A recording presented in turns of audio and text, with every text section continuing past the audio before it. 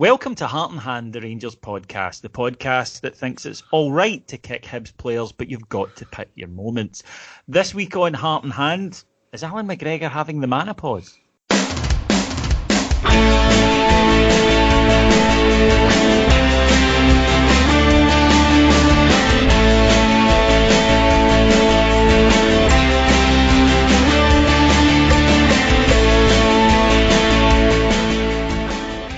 So welcome to Heart and Hand, the Rangers podcast. My name's David Edgar. I am your host as always, and I'm joined this week by two of my very favourite podders. First of all, the mellifluous strains of Mr. Martyn Ramsey.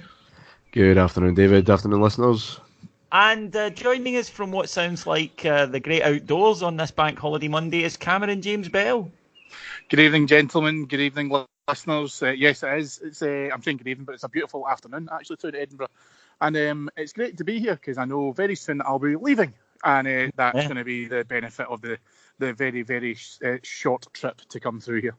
Yeah, well, you live in the East Coast, of course, these days, so you should be more at least primed to the accents and stuff these days. You can put up with it, yeah, if you want to say that, yes. But like I say, you always have that yearn for home as soon as you get further and further away from it. That's the problem. Yes, well, I always get a yearn for home at any time I'm on the East Coast, but that's a different story. And of course, it was the East Coast coming to us yesterday as the Spoon Burners arrived in Glasgow looking to maintain their unbeaten run this season against Rangers. I think a few of us, Martin, felt that maybe that run had been a little bit unfair on us. I think we should have won matches. We got over the line yesterday just about. I thought a good first half performance and then a pretty diabolical game all in the second half. Yeah, similarities to the Aberdeen game. In the first half we were probing away, trying to play through the middle a lot more as we have been doing the past few weeks. Then it always come off, but at least some of the ideas were good, and we looked a wee bit confident, a wee bit more confident. Nice goal, and the second half was very much a kind of end of season fare, really. Just look at match of the day last night, and yeah, if teams have got nothing to play for, it's hard. Or in Manchester United's case, when teams do have something to play for. Exactly. Yeah, so it can affect everybody this end of season curse. You spot on there, Cammy. The second half, even when Hibs had the ball, I thought, nah, they're on the beach, And I watched the game back this morning. The movement from both teams was non-existent. They were both knocking it about. Almost with a kind of, I'm not going to bust a gut here, I'm not getting injured sort of vibe to both teams. Rangers, we've won this match, we don't need to do anything else. Hibs will get a chance and hopefully we'll take it. They, of course, did get a chance, and a wonderful save from Allan McGregor, a genuinely top-class save from Allan McGregor that looked as though he'd be the hero. And both sides of Shagger, first of all, he got that magnificent save. Nothing to do for 88 minutes, and then he pops up and saves us 2 points. Top class Rangers goalkeeping, not just a top class goalkeeper. And then, of course, talk us through Cammy. I mean, well, Cammy's a qualified ref, folks, and normally we get him on and say, talk us through this contentious decision. I think we're all pretty okay on the biomechanics of how this one went down, but tell us about it anyway.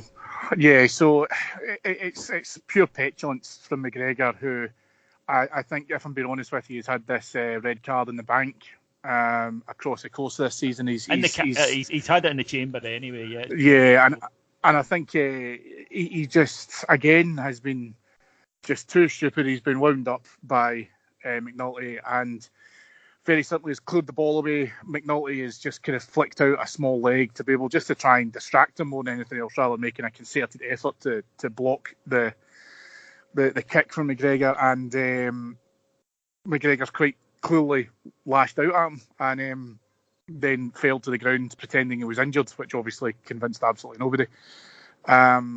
Stupid piece of play, which probably sums up where he's kind of been at this season. He's been instrumental in us being able to get our defensive record in a much better place than it was last season. We've conceded only half the amount of goals that we did this time last season. Allan McGregor is absolutely one of the primary reasons for that. And also just sheer stupidity from him. I hate saying it, but Bobby Madden got every single decision completely correct yesterday. And as much as Michael Stewart doesn't like it, unfortunately, Madden had no option but to call the game as he saw it, and that's just the way how it goes, Yeah, if you wanted an example of what is wrong with a lot of modern thinking, Martin, Michael Stewart's a good walking example of it, that he said, I don't understand why he didn't allow the corner to be retaken. For those of you who don't know what we're referring to, the Rangers fans in the corner had kept the ball just before the corner. When the corner was taken, they threw the ball on, and the referee, instead of ordering a retake, which I think most people thought was the rule, it's not. It's a drop ball. Michael Stewart said, I don't see why they weren't allowed to hit the corner. People pointed out it was the rule, but he doesn't let the rules bother him. It's this modern thing of, I think this is what it should be, therefore that's what it is. Well, the prosaic rule-based answers generally don't get you traction on Twitter and social media, so that will be why, I guess. Yeah, there's much more dull. But to the red card itself, as Cammy said, this is not something, right? Like most people in the stadium, when he flashed the red card, I was like, what the hell's going on? And then immediately I was with Big Andy McGowan, and Andy said to me, would you believe that he did something? I said, aye, sadly. I go, we'll need to wait and see it, but we do the thing you do at the game where you text your mates that are at home and go, was it a red card? And they all went, aye, Stonewaller. And that's the problem, because it's not out of character. And I'd love to sit here and defend Allan McGregor and say, well, it was a really tense game. Well, he got wound up. Well, the boy had been at him the whole match. It's totally out of character for Shagger. It's red mist. They'll apologise and it's done. But none of that's true.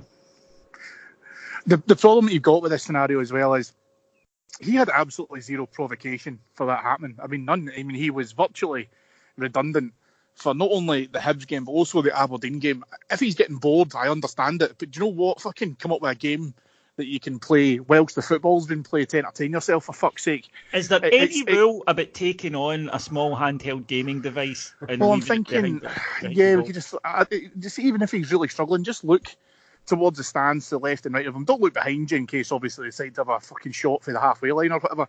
But just go and have a look at a bird. There must be some birds who sit in the enclosure and all that.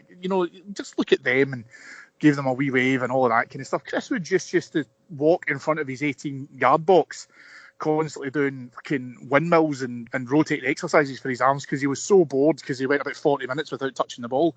I listen to podcasts whenever I have to do exercise that I find dull, and if Alan wants to get in touch, I'm sure we can sort it. But Martin, this is, as I say, it's not out of character. That's the sad thing. We all, when we saw it, we went, yep, okay, fair enough. And incidentally, to those listening who don't support Rangers in Scottish football, it is possible, as we're demonstrating here, I hope, that sometimes you get a red card and you go, do you know what? It wasn't the Masons. It wasn't the establishment. It was just a red card. And this one was. Yeah, it was. Cammy kind of hit the nail on the head a wee minute ago. This has been in the post for a while. His petulance has been pretty consistent for 4 months, since Pittodrie. Yeah. Since Pittodrie, yeah. And again, touching on what you've said about the game, it's not as if it's a game that was highly charged, had a lot of jeopardy in it. There was some niggle. And there's been other occasions very much like that in the last few months as well. It's almost like he's confecting it a wee bit. And it was amusing to start with when he would, be in at referees' ears for every single thing, because he got a bit of a doing at Pittodrie. But he's the senior pro here on this team. Now, whether he needs to do it to get himself kind of fired up or whatever, I honestly don't know. But it was becoming a wee bit tiresome before that incident. Yeah, it's just embarrassing. His main issue is, and what I'm really concerned about more than anything else is, we've played far bigger games than this, with greater tempo, with greater meaning, and he has been as quite as a church mouse. And then he just does games like this where there was no reason for him to do what he was doing, other than the fact, like, see if McNulty had come in at a corner 10 minutes beforehand and absolutely went through the back of him or whatever, and even if it had been the case that we'd had a bit of a kind of needle with Hibs across the course of the season, and then, he hit maybe, he remembered one from a previous game and he kept it. There's none of that at all with this. None of it whatsoever. He's got no reason to do what he's done. See if McNulty had hit him, or they'd been on the deck or whatever, something had happened, then I would understand it, because he has been kicked before, McGregor. Don't get me wrong. He's lashed out and he's been in the end of it as well. And it's just goalkeepers, that's what happens. But there was absolutely nothing whatsoever in that game which could necessitate what he did. I mean, nothing. And the worst thing is, it's not even conspicuous. He's not doing it on the sly. If you were sitting in the Copeland and you saw that, the only way how you're not going to see that as being an immediate red card is because you're standing and you can't see McGregor behind McNulty. If you were sitting in the Govan, right down at the corners or in the enclosure, and you can see it as a linesman would have seen it, it's a blatant kick. Oh yeah, nobody's. I mean, it's like, and I think, as you said, it's compounded by the "arg, my leg" that he does after it. We just don't go for it at Rangers, and we do defend our players. I mean, you just need to look at Morelos this season and on here. And I don't really want to, beat up on Allan McGregor because he is a fantastic player for us. But if it had been an aberration, if it had been, wow, where did that come from? Then I think we all would have said, right, fair enough. But it's been so obviously since this suspension, which he clearly felt was unjust. Fair enough, but I'm not sure, Martyn, how going out and getting yourself suspended for an Old Firm match is showing them and sticking it to the man. No, but it wasn't a premeditated kick, so all of that is kind of irrelevant. It's in this. His elbows and his kicks, that goes right back to the start of the season as well.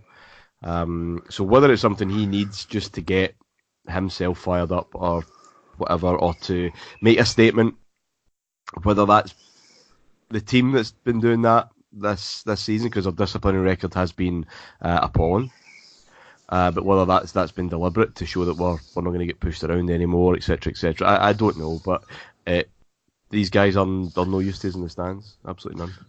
I think this is an interesting counterbalance to the fact that when we've spoken about Morelos being in a not dissimilar position for literally the same thing, you say, we are now going to miss your goals because you're sitting in the stands. Allan McGregor, about 3 minutes before this all happened, showed exactly the reason why he has to be on the park.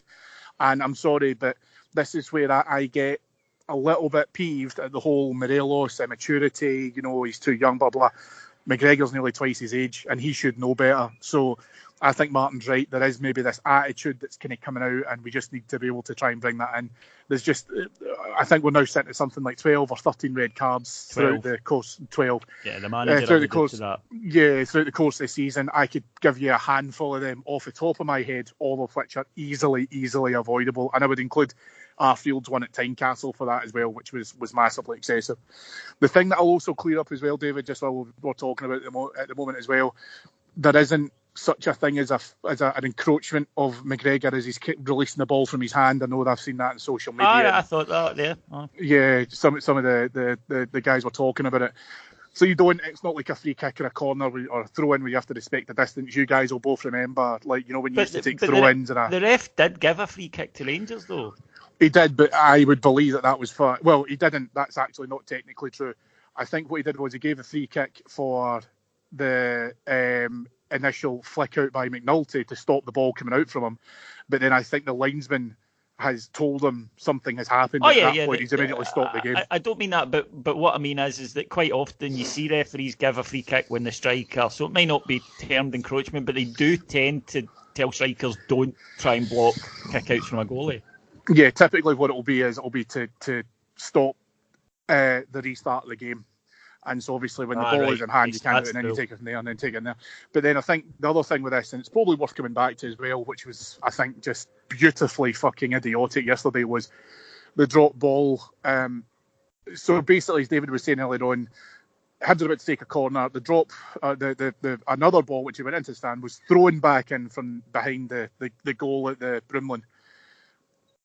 Bobby Madden immediately says, right, okay, I've got to stop the game. It's a drop ball. And clearly no one, including David Gray, knew what to do with this. So he actually said, I'll drop the ball. And he's free to contest it. The ball drops, and I think Ryan Jack tries to hit it. Then Goldson pushes him out the way and says, I'll hit it. And he just knocks it all the way back up there. There's nothing wrong with what he did, but David Gray purposely didn't challenge for it. Michael Stewart's obviously on Crazy in Sports Scene saying, well, this is now a precedent. This will be what happens. Well, it's happened before because we've seen it before, albeit it hasn't necessarily happened at corners. I've seen it happen more at throw-ins, if I'm being honest. But that's the rules of the game. That's what happens. And if you're being honest with me, how many times are you going to see a drop ball getting contested in the 18-yard box, which probably won't lead to a penalty because you just end up booting the other person? I just haven't seen a drop ball contested bar that one at the last game in years. And I think the fact that it went viral on social media almost immediately shows you how rare a contested drop ball is in these days. On to something then a bit more positive, and that's the continuing renaissance, if you like, of Stephen Davis. Martin, you and I did this show a few weeks ago, and what we suggested was that he has ability that our other midfielders just don't have, and that's no disrespect to them. It's just some players are more talented than others, and that if he could continue to find his form, and it turns out it was a settling in period, that he could be a real asset. And I think he's demonstrating that, because the thing I like about Stephen Davis is when he's playing well is he just gets on with his game, and circumstances, etc., don't bother him. And we're beginning to see yesterday, if you look at the kind of drive and purpose he had that was most involved at the goal, I thought he had a super match for Rangers. Yeah, he was excellent. This is the Steve Davis that we needed in January, and it's, I guess, another example why that market, that particular window is difficult, because you usually are picking players up that aren't absolutely on it physically, because they're not getting game time. He was everywhere. He was playing just in front of the centre halves. He was linking up in the box, obviously, for the goal. He was just covering every blade of grass, and his composure's been the kind of trademark of his game since I'd first had any consciousness of him when he arrived the first time. He looked like, even in that team, the only player that could pass a football. He just looked a different class then. He still has that, and you're absolutely right. He doesn't get affected by anything that's going on around him, and taking that into the summer, taking that into next season is so important for us next year. Cammy, you must be happy that we've got at least one Northern Irish international who returned to Rangers for a second spell who hasn't been a disgrace. That's a harsh comment, David. And where's the run of goals, Cammy? All season yeah. You said can't judge him till March and April and May. Well, we're in May. Yeah, you're right. He should displace Jermaine Defoe.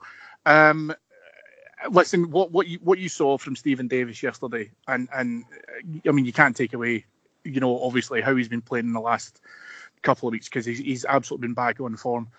But what I loved yesterday was, if you just watch the initial, build up to the goal, Davis wins the header, jumps to win a loose ball, which falls to Ryan Jack. But again, if you watch his segment of play again, as soon as Davis jumps and gets that ball, and he knows it's going to Ryan Jack, as soon as his feet are on the ground, he's off and running. He sees the space in front of him, absolutely exploits it. Jack's smart enough to play an excellent ball in to be able to try and get it, but you've still got to look at the fact that Davis didn't wait for that segment of play to catch up with him. He was off, he was gone, and as soon as his feet hit the ground, he was on his bike. Jack obviously puts in a lovely ball for him, and the ball that Davis puts in, listen, it looks simple, but actually it's really, really not, because that's a tough ball to be able to put in with the outside of your right foot to make sure that it falls in front of Defoe, but Defoe can't commit too early, otherwise he's caught offside. Just absolutely fantastic. And I know, listen, we're sitting here, we're saying, it's a dead rubber, and I get all the rest of it. That segment of play within itself, we can start to replicate that at the beginning of next season, then that's the Davis that, we all wanted, as Martin says, back in January, but I'm glad he's here now. Yeah, definitely. And speaking of the other big arrival in January, Martin, that was, of course, Jermaine Defoe. Now, the manager had a decision to make yesterday with the return of Alfredo Morelos from his suspension, and he stuck with Jermaine Defoe, I think probably in deference to his form over the last month. He was rewarded with a goal and another decent display, I thought, as I say, in the first half. And of course, when Morelos came on, understandably, after effectively a month out, he didn't look at his sharpest. You still saw glimpses because he's obviously a very talented player. But to me, it was the right decision anyway. And I think that the way the game panned out indicated that it probably was. It absolutely was. And unless there's some fatigue or a knock or something behind the scenes that we're unaware of, I think managers get themselves in knots a wee bit when they give players a chance. They respond very positively. Then the first question they've got to ask, they sling them. So I was happy to see the same team, and as I said, the first half they just picked up, kind of where they've left off of late. They were dynamic at times. Still some in the midfield. I don't think Kamara or Jack were at their absolute best yesterday. Just needing that extra wee touch too much. But when we did get going, we looked very impressive. And Defoe's a big part of that. His intelligence, his movement,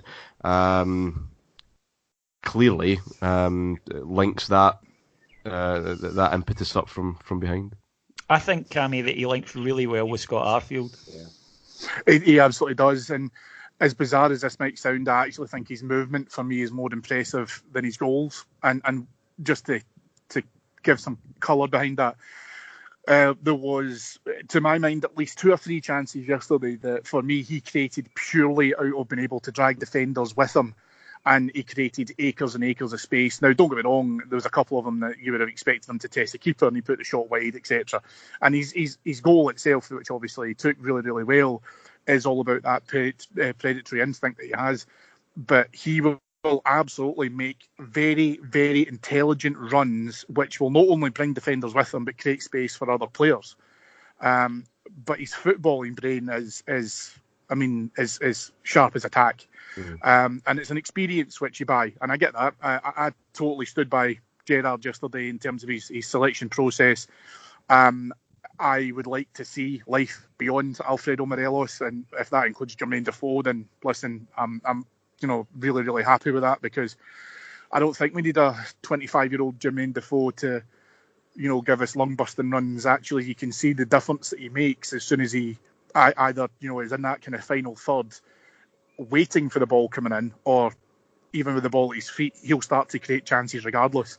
So no, it was still good with that. I think the chance that Alfie had late on when Candeas obviously slid the ball across to him, and it was just a fraction too far in front of him, and he obviously had to stop and pirouette. A little bit difficult, but listen, I would like to have seen Alfie get a goal back, but it's now a decent selection headache, and personally speaking, I would still start Defoe against the Animals, but we'll see obviously what happens. Yeah, I would too. But one thing, Martin, and I saw this being discussed on the Follow forum last night, and that was something that's happened in a few games recently where Rangers have been a goal up, the better side, and have been trying to retain the ball. We saw it against Aberdeen the week before when Rangers were just keeping the ball, and the crowd getting a bit antsy, a bit frustrated, and getting on their back, which usually then leads to the ball going back to centre half, who launches it. We lose possession, the frustration ramps up.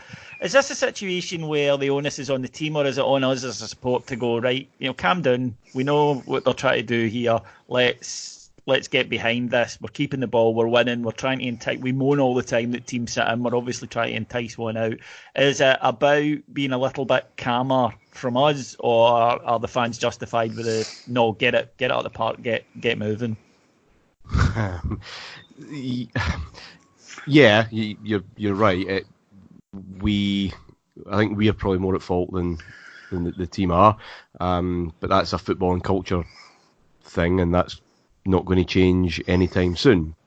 It's just what Scottish football is. I did hear the actual phrase "get it in the mixer" yesterday, which I haven't heard for a wee while actually, but it was nice to hear that come back.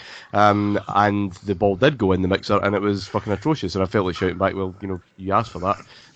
Yeah, you got it, there you go. I think where the frustration is when there is acres of space in front, and some players still take that 5-yard pass back to Conor Goldson instead of driving on a wee bit and try to make other things happen. And again, that goes back to a discussion we've had all season long about bravery on the ball and about risk reward and everything else. But yeah, it's a vicious cycle in Scottish football.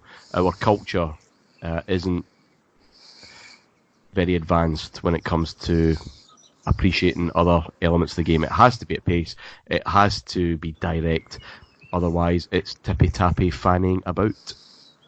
Yeah, we're not renowned for enjoying that sort of thing here, are we? But overall, then, a decent win, 5 on the spin, and we head into the Old Firm game in relatively good form. Now, one of the rather tiresome shock jock pundits that pollute Scottish football. I speak, of course, of the bankrupt, couldn't wait to get sent off, accuse other team of cheating pundit that is Chris Sutton. Clearly looking for attention, suggested before the Aberdeen Celtic game was even finished yesterday that Celtic should expect Rangers to give them a guard of honour at Ibrox. Now, this has caused a bit of discussion. There are two schools of thought among the Rangers fans. Half of them think that Chris Sutton is a prick, and the other half of them think that Chris Sutton is an annoying prick. So, what are your views on Rangers giving Celtic a guard of honour? The recent examples, of course, where Hibs refused to do it for Rangers a couple of seasons ago, and Celtic refused to do it for Rangers in 2010, Cameron. Although I believe some of the other teams who, generally speaking, would applaud Celtic onto the park regardless of the result, have maybe done it for them in the last couple of seasons.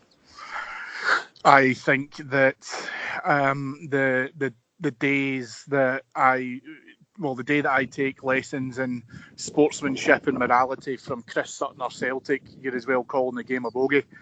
Absolutely under no circumstances should we do it. You're talking about a club that has lost evidence of hanging effigies.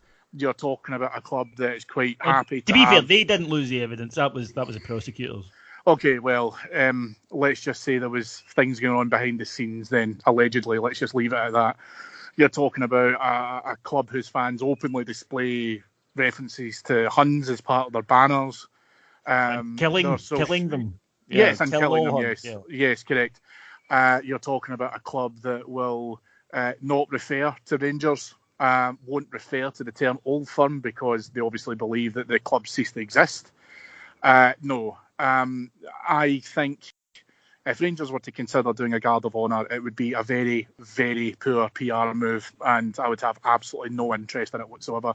We've shown that we can be respectful with the recent passing of Billy McNeil, etc. I simply won't entertain any idea that we've to be dictated to in this regard, not by that club and not by that man. Martyn, you're much more sensible and down to earth than me and Cammy, and your heart isn't so black and hate filled. Tell us that me and Cammy are wrong and that this is morally the right thing to do, etc., and so forth. Nope. Listen, it's not a thing, and it never was a thing. And Sutton wins again. He wasn't serious, not for a minute, and we keep biting.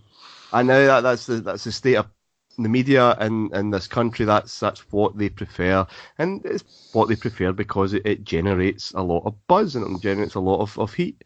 It was never a question, and it may have been done back in the day, but back in the day the relationship between the two clubs was very different, and there is no honour at all. No, for me, as Cammy touched upon, it's a club who can't even bring themselves to use their name, who continually make unnecessary public digs, who go out of their way to pander to the moronic element of their support at our fans' expense. And to me, why do it if you don't believe it? And Rangers don't. So first of all, it would be false. So what's the point? Secondly, you can be perfectly respectful with it, clapping them onto the pitch. As you say, I think it's a very kind of... I know it was something that originated decades before, but it's been brought back recently. It'd fallen out of the game, and I think it's a kind of new agey thing. And to me, one of the most depressing things I find are where people do things to show what good guys they are, and they want and they want respect. They don't believe it, but they do it anyway because they want the kudos for doing it. I find that so fucking false and depressing when people do that. I'm not a good guy, you know. I mean, I'm not a particularly nice bloke. I don't want Celtic fans to think, at the end of the day, you can put that aside. I can't put it aside. Fuck you. As Cammy mentioned, you're a sordid, despicable organisation that, let's face it, all good, God-fearing people will despise with every fibre of their being. And clap you onto a pitch? No, thank you. I'd clap you off it if the ambulance was sitting waiting, but that's about the only time that I wish to get involved in applauding a Celtic player, either coming onto or exiting the park at Ibrox. So I think it's safe to say we're against this, folks. But you might feel differently, and it's not for us to tell you that you're wrong. Hopefully your mates will do that for us. So then, it's getting towards the end of the season, and thoughts turn to the summer. And Martyn, your thoughts have turned to the summer already with a massive project, and I'm very pleased that Martyn is on here to announce the first ever Heart and Hand book. Yes, indeed. This follows the, I think, success and good reception our 50 Greatest Goals project got last year. There were 3 pods just out before Christmas, and a great response by the listeners to select the top 10. It's very much the same idea, but this time for the greatest Rangers games. The polls are open and will close on 31st of May. I'm looking for, in your opinion, the 10 greatest Rangers games. Not necessarily your favourite games, not necessarily the 10 that you enjoyed being at. Don't even have to have been born to recognise history, I suppose. What greatness means will be very subjective, and that's part of the interest. So we will hopefully get all of your responses this month. It's martyn@heartandhand.co.uk. That's Martyn with a Y and Heart and Hand all one word. And we'll do the shows again, probably 5 pods running down the top 50, and then I will be writing them up in a book. 50 different chapters. We'll try and bring these games to life, I guess, in much the same way that the time capsule does. The detail, the fans' perspective being there. Try to put them into some kind of context, given the hindsight we have, but maybe more importantly, try to understand why some games resonate and others don't, and why things are high on the list, and why maybe some games didn't get there at all. So that's a very busy summer indeed, but I'm looking forward to it. Yes, and later this year you'll be able to get your hands on David Edgar's Heart and Hand Presents the 50 Greatest Rangers Games of All Time by Martyn Ramsey, foreword by David Edgar, and you'll be able to get. We're agreed on the title, right? That was. I've told you before that the publisher thought it was a little bit wordy. Damn it! We could drop your name from it. That's 2 words. So 3 if you take the bat out as well. So no, that's good. No, it's going to be brilliant. Sir Martyn Ramsey, you can take that out as well. Oh, that'll be in a few years. That'll be after this book comes out. I mean, it's going to. Let's face it. This is a Tolstoy-esque contribution to the literary canon, and no, I'm very looking forward to it. I've seen Martyn's 3 sample chapters that he did for the publisher. You'll be hoping that fuck those games get in, mate, otherwise. Otherwise, I'm pretty sure they'll make it. I think they'll make it. Obviously, Dan Egan's that friendly Dan Egan played in. I'm waiting for that coming up. Yeah, I think that. I know it will have at least 1 vote, mate. So looking forward to that. Cammy, any games off the top of your head that you think? I would definitely go for that one. It's really tough. I think some of them, because Martyn's right. The problem you've got is though that there's so many in terms of the historical importance of obviously going through the club. You've got the sentimental ones. You've got the ones of the whole I was there and it was amazing and all that kind of stuff. I don't know if I've got any off the top of my head that aren't going to be massively obvious. That I obviously contributed towards Martyn's first project, and that in itself was horrendous. It's probably, and I don't. And with the best will in the world, I don't have children, but it would probably be for me what it would feel like if you had to pick your favourite. and kill the others, and it was just difficult. It was very, very difficult. So, I don't have any that I would put right off the top of my head, because by the time I was finishing my sentence, I'd come up with another game that was probably more important to me. I do not envy Martyn one iota, but what I will say is he was wrong in one regard. It wasn't considered successful. It was massively successful and enormously well appreciated. It was absolutely fantastic, and I can't wait to hear the next instalment. And now there is a timestamp on this, folks. You've got to have your votes in by the end of May. Martyn@heartandhand.co.uk, with Martyn with a Y, yes, that kind of spelling. And you've got to get it in by the end of May, or they won't be considered. And he is very strict on this sort of thing. But I'll be contributing as well. I'll be sending my votes in. And as Cammy says, though, it's not just you think, all right, 10, and you come up with 10, and then as Cammy says, you suddenly realise you've got in your head 40. And you've got to, and then you go, right, well, I wasn't around for 72, but still, you've got to have 72 in there. And then you go, oh, the guy's a 3-1 game. And you think, well, was 8 in a row more valid than the game at Dundee United, for 9 in a row? And just so many decisions that pop up. We're also going to be selling. We're also going to be selling tickets to watch Hoggy come up with his list, which will be pure entertainment. I mean, pure entertainment. Hoggy will go through such a range of emotions, most of them anger, but it will be great to watch. You'll have a beautiful mind. You'll be just writing it in mirrors. That's what I was going to say. Hoggy's he's a maths graduate. He's very, very analytical mind, and I guarantee you he has some form of chart involving pins. And he'll be moving bits about. It'll look like the war room under Eisenhower, I think, when Hoggy comes to do it. So get your top 10 in, martyn@heartandhand.co.uk. And as he said there, there's no rules, there's no, you have to have been at it or anything like that. It has to be a certain competition. It's just whatever you think. It could be your 10 favourites, it could be the 10 most important, whatever you want, because this is the Definitive Fans project, so please send them in. And we had a good week last week on Heart and Hand. If you listened to Heart and Hand Extra, you would have heard Ian Durant's interview, Stephen Harrigan conducting that, and Martyn and myself got the opportunity to meet one of our Rangers heroes on Friday and deliver an interview for our Patreon listeners. You will have read about it because it's been all over the papers since, and that was, of course, Lorenzo Amoruso, who spoke very passionately about a lot of things to do with Rangers, including his relationship with Dick Advocaat, Martyn. Oh, I was fucking terrified by the time he got to that. You just looking at Thomas, and the volume was increasing, the colour was changing in his face. It was a great hour that we spent in his company. Thank you to 5 Stars for setting that up. He's just a Rangers captain, David. Yes, he is, and a line that thrilled me where he said, yeah, okay, we've won 5-1, but what about my fucking clean sheet? Which is just the greatest attitude for a defender to have. If you want to listen to it, you just need to go to Heart and Hand over on Patreon and subscribe. Just $1.99 per month. You get tons of stuff like this, over 100 hours every single month. And if you're a Rangers fanatic, and if you're listening to this, you are, or you're a Celtic fan, which means you are a fanatic about Rangers as well, then just $1.99 per month, patreon.com/Heart and Hand. Try it. You'll love it. You will absolutely love it.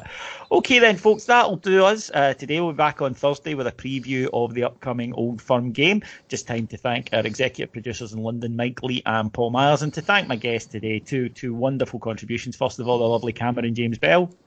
Thank you, David. Thank you, Martyn. A pleasure as always to talk about the greatest football club in the world. And the splendid Martyn, I don't know his middle name, Ramsey. Thank you for that. Yeah, it's a pleasure, boys, as always. We'll be back on Thursday. Until then, you know where you can go if you want to listen to some more. Look forward to talking to you. Bye-bye.